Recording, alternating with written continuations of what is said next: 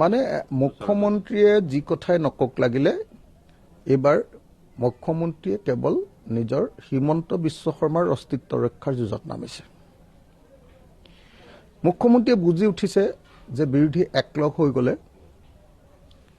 অসমত এবাৰ বিজেপিৰ আৰু হিমন্ত বিশ্ব শৰ্মাৰ সান্দহ খোৱা পালি তল যাব।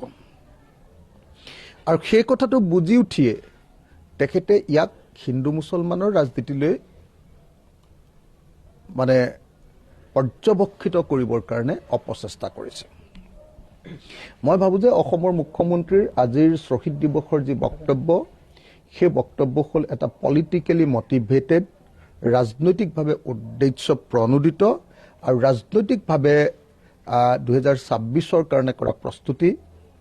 মুখ্যমন্ত্ৰীৰ এনেকুৱা বক্তব্যই শ্বহীদসকলৰ প্ৰতি অপমান কৰিছে আৰু শ্বহীদসকলক বা অসমৰ জাতীয় জীৱনৰ কাৰণে ত্যাগ স্বীকাৰ কৰা অসমৰ বীৰ শ্বহীদসকলৰ লৈ তেওঁ যে ব্যক্তিগত স্বাৰ্থ, RSS আৰু বিজেপিৰ আৰু হিমন্ত বিশ্ব শৰ্মাৰ যে সাম্প্ৰদায়িক ৰাজনীতিৰ স্বাৰ্থ পূৰণ কৰিব খুজিছে, এইটোকে আজি প্ৰমাণিত কৰিলে।